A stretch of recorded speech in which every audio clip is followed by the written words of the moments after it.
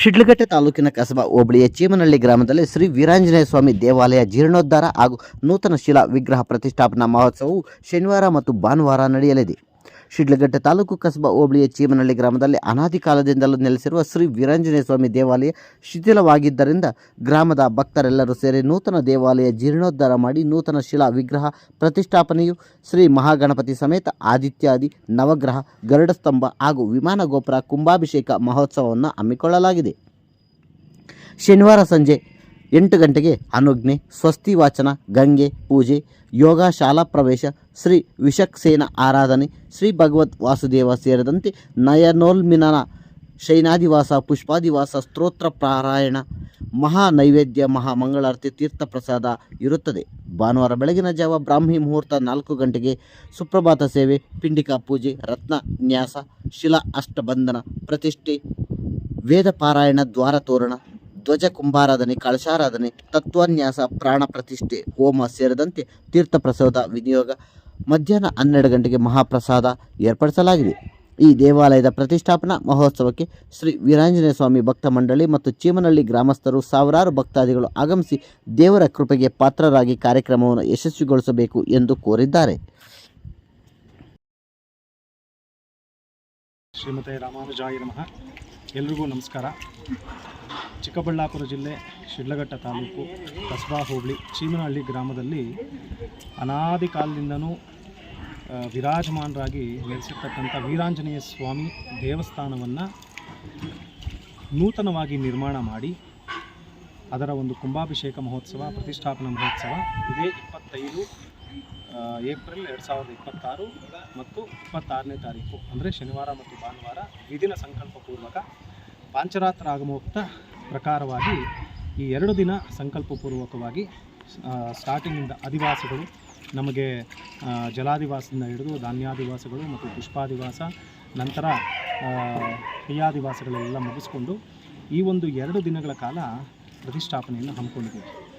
ಈ ಒಂದು ದೇವಸ್ಥಾನ ಒಂದು 1965ರಲ್ಲಿ ಮೊದಲನೇದಾಗಿ ನಿರ್ಮಾಣ ಆಗಿರ್ತಕ್ಕಂಥ ದೇವಸ್ಥಾನ. ಆ ಕಾಲದಲ್ಲಿ ನಮ್ಮ ತಾತನವರು ಇಲ್ಲಿ ಪೂಜೆ ಮಾಡ್ತಾಯಿದ್ರು. ಅವರು ಮತ್ತು ಅವರ ಒಂದು ಸಂಗಡ ಬಂದು ಈ ಒಂದು ಕಾರ್ಯಕ್ರಮದಲ್ಲಿ ಪಾಲ್ಗೊಂಡು ಆಗ 65ರಲ್ಲಿ ಈ ಒಂದು ಕಾರ್ಯಕ್ರಮವನ್ನು ಅಂದರೆ ಈ ಒಂದು ಸಮಾರಂಭವನ್ನು ಯಶಸ್ವಿಯಾಗಿ ನೆರವೇರಿಸಿದರು. ಅದಾದ ನಂತರ ಕಾಲಕ್ರಮೇಣ ಈ ಒಂದು ದೇವಸ್ಥಾನ ಸ್ವಲ್ಪ ಶಿಥಿಲಗೊಂಡು ನಂತರ ಸುಮಾರು ವರ್ಷಗಳು ಆಲ್ಮೋಸ್ಟ್ ಒಂದು 60 ವರ್ಷ ಆಗಿರೋದ್ರಿಂದ ಅದನ್ನು ನೂತನವಾಗಿ ಮತ್ತೆ ಜೀರ್ಣೋದ್ಧಾರ ಮಾಡಿ ಪುನರ್ನಿರ್ಮಾಣ ಮಾಡಬೇಕಂತ ನಮ್ಮ ಚೀಮನಹಳ್ಳಿ ಗ್ರಾಮದ ಹಿರಿಯ ಪ್ರಮುಖರು ಅವರೆಲ್ಲ ಯೋಚನೆ ಮಾಡಿ ಈ ಒಂದು ಸಂಕಲ್ಪವನ್ನು ತೆಗೆದುಕೊಂಡು ಸುಮಾರು 1 ವರ್ಷಗಳಿಂದ 2 ವರ್ಷ ಆಯಿತು. 2 ವರ್ಷಗಳಿಂದ 2024ರಲ್ಲಿ ನಾವು ದೇವಸ್ಥಾನದ ಕಳಾಕರ್ಷಣೆ ಮಾಡಿ ನಂತರ 2 ವರ್ಷಗಳ ಕಾಲ ಸತತವಾಗಿ ಇವರ ಒಂದು ಹಿರಿಯರ ಮತ್ತು ಪ್ರಮುಖರ ಶ್ರಮ ವಹಿಸಿ ಇಷ್ಟು ದೇವಸ್ಥಾನ ನಿರ್ಮಾಣ ಆಗಿದೆ. ಈ ಒಂದು ದೇವಸ್ಥಾನದಲ್ಲಿ ವೀರಾಂಜನೇಯ ಸ್ವಾಮಿ ಅವರು ನೆಲೆಗೊಂಡಿರುವಂಥ ಒಂದು ಸ್ಥಳ ಇದೆ. ಆದ್ದರಿಂದ ಆ ಒಂದು ಪೂರ್ವದಲ್ಲಿ ಇರತಕ್ಕಂಥ ವಿಗ್ರಹವು ಅದು ಸ್ವಲ್ಪ ನಾವು ಪುರಾತನ ವಿಗ್ರಹ ಆಗಿರೋದ್ರಿಂದ ಅದನ್ನೇ ನಾವು ಈ ದೇವಸ್ಥಾನದಲ್ಲಿ ಪ್ರತಿಷ್ಠಾಪನೆ ಮಾಡಿ ನಂತರ ಗರ್ಭಗುಡಿಯಲ್ಲಿ ವಿಶೇಷವಾಗಿ ಕೆತ್ತನೆ ಮಾಡಲ್ಪಟ್ಟ ಒಂದು 4.5 ಅಡಿ ಎತ್ತರ ಮೂರ್ತಿಯನ್ನು ವಿಗ್ರಹವನ್ನು ನೂತನವಾಗಿ ಪ್ರತಿಷ್ಠಾಪನೆ ಮಾಡಿ ಅದರ ಜೊತೆಗೆ ಸಪರಿವಾರ ಅನ್ನೋದೇನಿದೆ, ಒಂದು ನವಗ್ರಹಗಳು, ನಂತರ ನಮ್ಮ ಪಾಂಚರಾತ್ರಾಗಮದಲ್ಲಿ ನಮ್ಮ ಆಚಾರ್ಯರು ಶ್ರೀಮತಿ ರಾಮಾನುಜಾಚಾರ್ಯರು. ಆ ರಾಮಾನುಜಾಚಾರ್ಯರು ನಮ್ಮ ವಿಶಿಷ್ಟಾದ್ವೈತವಂತ ಒಂದು ಪಂಥವನ್ನು ಎಲ್ರಿಗೂ ಪಸರಿಸಿದವರು. ಆದ್ದರಿಂದ ಆ ಪಾಂಚರಾತ್ರಾಗಮಕ್ಕೆ ನಮ್ಮ ಆಚಾರ್ಯರಾಗಿರ್ತಕ್ಕಂಥ ರಾಮಾನುಜರನ್ನು ಇಲ್ಲಿ ಪ್ರತಿಷ್ಠಾಪನೆ ಮಾಡ್ತಾಯಿದ್ದೀವಿ.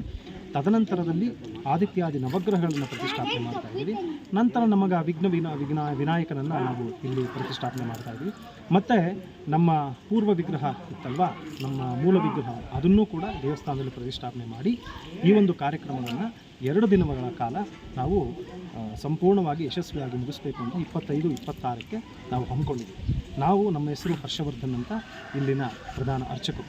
ನಮ್ಮ ತಾತನವರ ಕಾಲದಿಂದ ಹಿರಿಯರ ಕಾಲದಿಂದ ಈ ಒಂದು ದೇವಸ್ಥಾನ ಪಾರಂಪರಿಕವಾಗಿ ಬಂದಿರೋದ್ರಿಂದ ಅದನ್ನೇ ನಾವು ಆವೃತ್ತಿಯನ್ನು ಮುಂದುವರಿಸಿಕೊಂಡು ನಾವು ಹೋಗ್ತಾ ಇದ್ದೀವಿ. ನಮ್ಮ ಹೆಸರು ಕೆ ನಾಗರಾಜು ಅಂತ.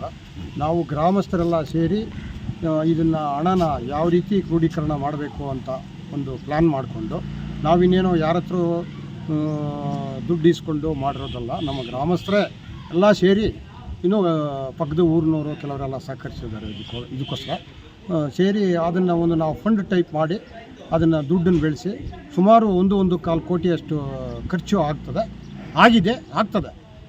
ಅದನ್ನೇ ನಾವು ಇದು ಮಾಡಿಕೊಂಡು ನಾವು ಎಲ್ಲರೂ ಸೇರಿ ಅದನ್ನು ಮಾಡಿದ್ದೀವಿ.